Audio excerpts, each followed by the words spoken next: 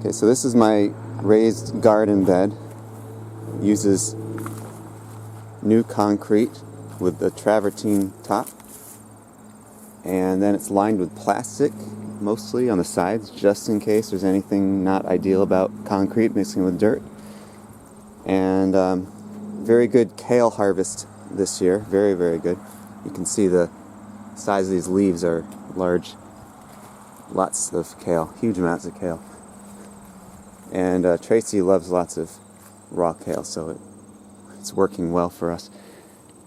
I did try turnips, but I wasn't watering regularly enough. I think that's why they didn't come out with much. But I planted new turnips, like this might be.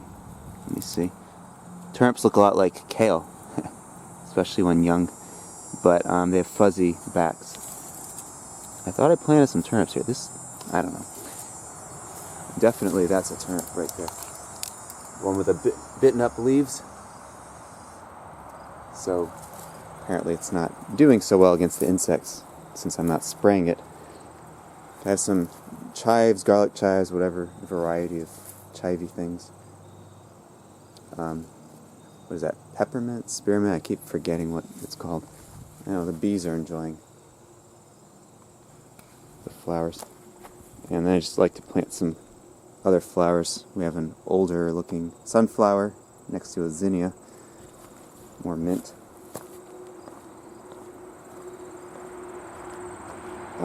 Attempting to root some old lettuce from the refrigerator, which should be then bitter. Lettuce tends to get more bitter as it kind of ages and such. Then we have nasturtiums. You can see the flower down there. And those roundish leaves are from it as well. Strong flavor. I'm not a big fan of the flavor. I might try cooking it at some point. And I let this wild goldenrod just hang out here for more decoration.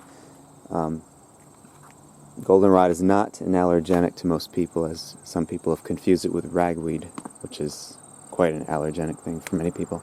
Over here, outside the garden, I have a lot of lamb's quarters, which is related to amaranthus and quinoa. It makes seeds similar to it, but they are bitter, and to try to remove all the bitterness could be quite effortful. So I more like to use these for the greens, which are very much like spinach and nutritionally are spinach-like. And these grow around here. I just allow some to grow in certain areas so I can keep getting more each year. I have, what is that, a grape tomato, looks like. That plant's doing well. I have another tomato plant near a compost bin, which has not got me any tomatoes yet, except for this green one down there. Yeah, there it is. So, unfortunately, it's already September 22nd. If we work out well with our, if it works out well with the temperatures, and I might want to cover this with a tarp when we're expecting freezing nights, then I may get some decent amount of, at least a few tomatoes out of it. We'll see. But very nice big leaves on it, and really not much evidence of disease, which I tend to get with other tomato plants in other areas. It's just been very slow to grow for some reason, slower than my others to get tomatoes. But it's near compost bins, so it has nice fertile soil. It just doesn't have, a lot of the time of the year in the summer it didn't get a lot of sun. That's probably part of the issue, because I have my awning here. That's my solar awning, by the way, which is above it. But it gets sun. And then we had a retractable awning that was out. So it had some sun issues. This here is something that a client once gave me, and it's been perennial ever since, unless it's reseeding itself, and that's why I keep seeing it. But it's called Mallow. The flowers, the leaves, they're all edible. See the pink flower? Pinkish, purplish, whatever. And then they make these little fruits, which are really a taste of a vegetable. Here's an old one, which would be seedy. So I can, lots of seeds in this. Those are called cheeses because they supposed to look like a cheese wheel. So lots of fruit with those. There's also a broadleaf dock plant. I haven't done much with these. I'll just eat some fresh greens raw as they come up new, but after that I just haven't done much. And these grow around here. Oh, and the leaves on the mallow, you can get a lot of leaves from these, and they're mucilaginous, so they're kind of like okra. But they're a little tougher, so you really need to chop them finely if you want to use them in things. I made a good soup out of them before, a mallow soup. I think they call it morachea in some Middle Eastern countries with their local species of mallow. Here's another zinnia lining my new fence. It's custom made, where it's got a lattice cut to size, and then we cut these composite boards to size, which are actually made out of recycled plastic bags. So if you drop off your bags at a local grocery store, that can be what they become. Okay, going down here, we have our pumpkin plants. There's a pumpkin ripening. There's a scale of size. And here's a bigger pumpkin. Pretty good size. I'd say it's similar to a lot of the ones that you'd find at a grocery store. Each of the 2 pumpkin plants has produced 1 pumpkin. No, wait a minute. That's not true. This one produced 2 pumpkins, and the other one produced 1 pumpkin. And so these are growing along the garden edge. So in other words, the perimeter of the bigger garden it's basically a rocky area where I can grow additional plants that are taking up a lot of room, like this one is now. So if this was put into a raised garden bed, it would be kind of ridiculous unless I maybe trellis it or something. But I mean, they're just so big. Okay, so this is an archway, and I planted. You can see the flowers here, which I think I've maybe seen hummingbirds on. What are these called? Cardinal climber. Yeah, I wanted that look where you see in rose gardens where you have an arch where the plants grow up it. So I like that. Down here I have what grows around here as an invasive is garlic mustard, which I think it's delicious when cooked properly. Otherwise it's okay. Well, I mean, not cooked necessarily, but I cook them too, but prepared properly, fresh. Okay, anyway, here's the main big-sized garden. And it does have some things in there. These flowers here are weeds. It does have some goldenrod, which does look pretty as it blooms throughout the year. It's almost bloomed, like it's just starting, I would say. But as far as edibles, so I have okra here. A number of okra plants. I have a tomato plant, which isn't doing that great. It's not terrible, but I recently picked the tomatoes. I think it has brown spot. And I unfortunately, the tomatoes were getting brown spot and rotting in pieces, so parts of them. So I didn't really get much of a harvest with tomatoes. This year has not been a very good tomato year. Okay, here's zucchini. Recently, I don't know, a month ago, 2 months ago, I forget, but it was planted, one of my more recent plantings. I don't have any zucchini yet. My parents had planted some in a very fertile area, which has gotten them about 2 zucchinis per plant. I've gotten 0 per plant. And with time, I do expect I'll get zucchinis, but I don't know if I'll have the time, given, again, it's September 22nd. Okay, here I have an aronia, small tree or a bush. Okay, that, and there's another one here. Both of these can produce a lot of fruit. Slightly bitter, but decent fruits. At least in my yard when I've grown them, I've not had any pest issues, so that's always a plus. Okay, here are the hardy kiwi vines. Okay, I've had quite a few kiwis on these. They're small, they're also called kiwi berries. Unfortunately, they seem to disappear. And I don't see animals eating them, but they've got to go somewhere. They wouldn't just truly disappear. I don't find them on the ground, so apparently some creatures are coming along and eating them. I think I might prune these dramatically, just down to very small plants, and go from there, maybe cover them next year. When they ripen, they can taste good. If they don't fully ripen, if they're mostly ripened, they tend to be astringent, which I'm not so fond of. So I've had a ripe one that was quite good, similar enough to a supermarket kiwi, and it's nice to be able to grow such things in my area. This is asparagus. And these little red fruits that look kind of like cherry tomatoes are asparagus fruits. The flavor is okay, and there's not a lot of fruit to eat really, so the main point of having these fruits probably is just to get the seeds to grow even more asparagus. Okay, I have lots of corn, you can see. And I have gotten a number of ears of corn, but let's see, here's a small one here. But they have been usually partial, like the cob would have maybe half full. It would be half full with corn kernels. And I think the main thing is they probably need even more nutritive soil. And a dove just flew up there. It's interesting. I can't see too well when it's somewhat sunny on my view screen. Well, also how well do my eyes see? But anyway, here's a bean plant. This is some kind of a flat one. I forget which one it was. I'll save seed packets next year so I can be reminded of what I actually planted.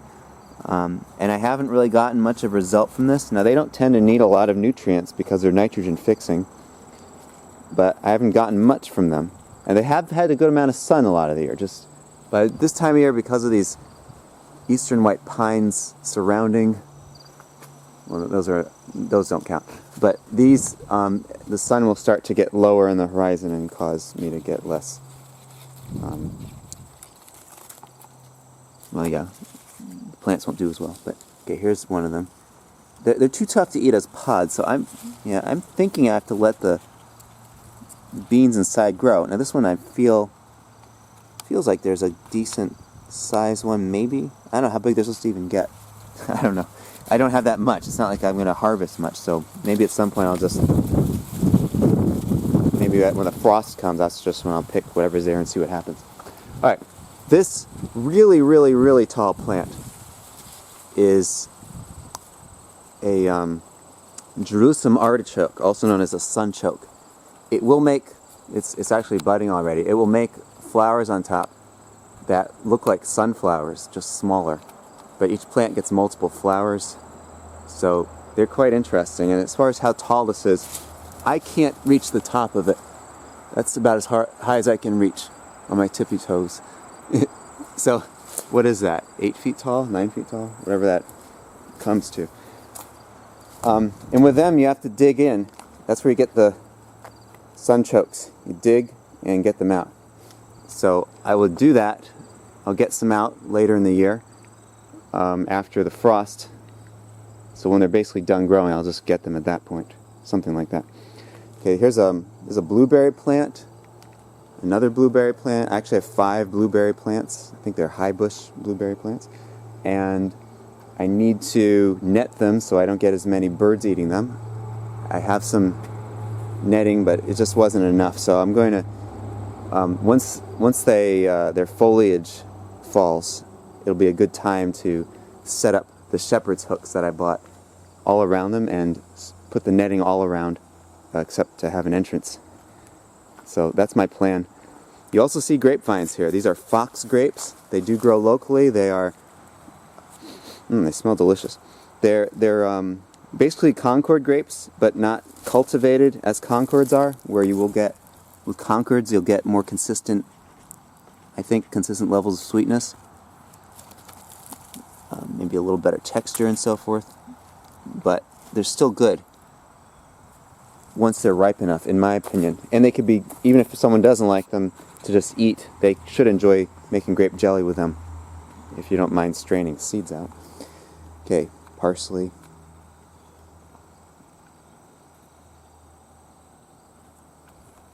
And potato plant. I have a number of potato plants scattered around. Here's a wild one which I transplanted here. It's called onion grass or wild garlic, perhaps. I forget exactly, but it'll have little garlicky bulbs, and then the greens, of course, you can eat. Okay, and here are a close relative of tomatoes, our local species of black nightshade. You'll notice they look like little tomatoes, except that they are dark colored, and I like the taste.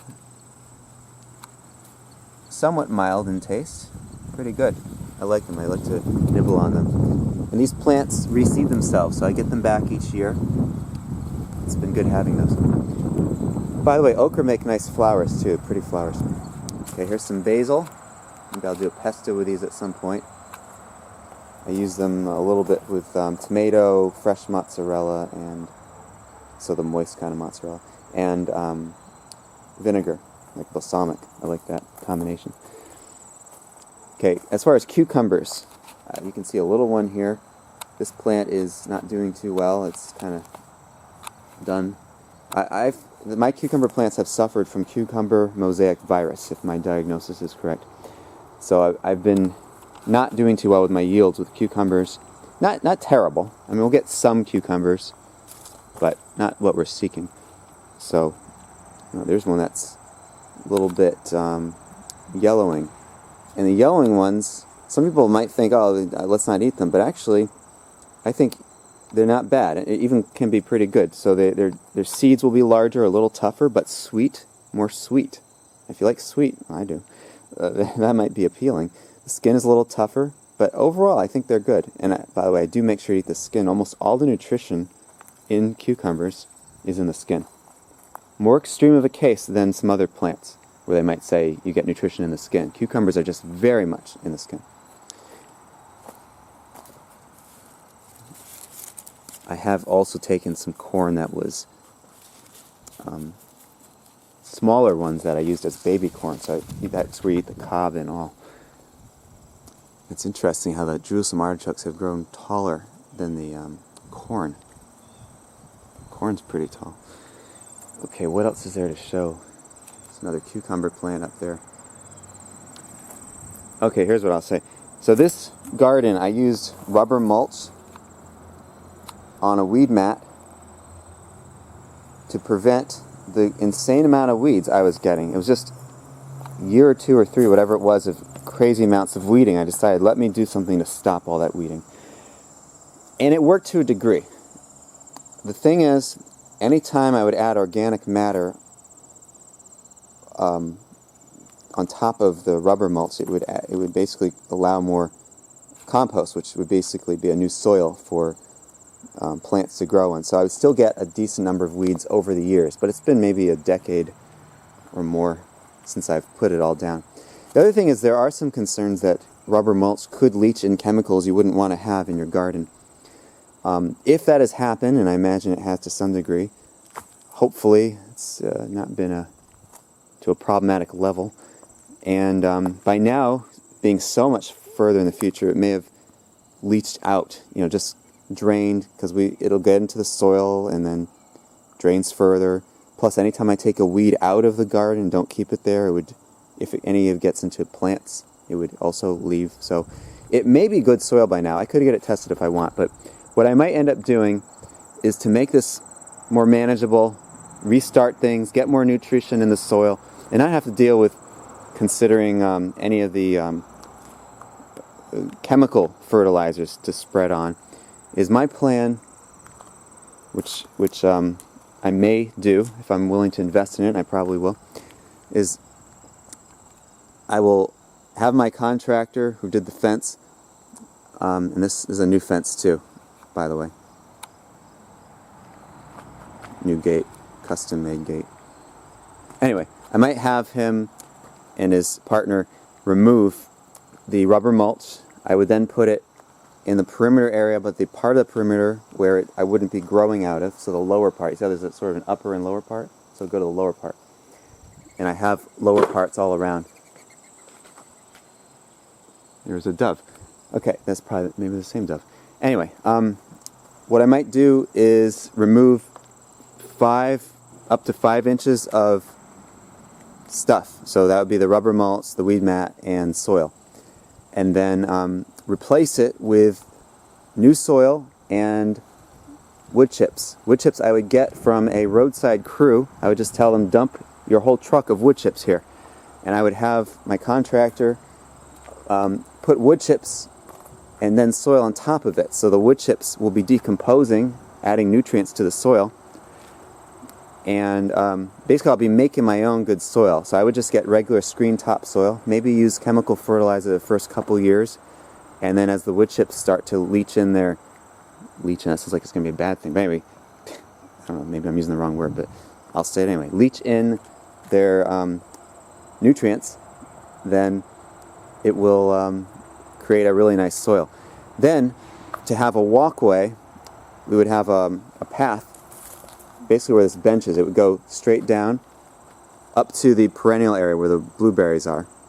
And then it would also, there'd be more paths, so there'd be a path going over there and over there. So you'd have basically four different areas throughout most of the garden, 2 in this narrow part of the garden. But otherwise 4 different areas, and yeah, we'll be back to the weeding situation, but my girls are good with weeding. I give them incentive. They can play their computer games. They earn 1 minute of computer game for each minute of weeding they do. So they're into weeding. So yeah, I just have them do the weeding for the most part over time, and that'll settle that. So eventually, as weeding is done enough, you'll get less and less weeds anyway. So after a few years or so of weeding,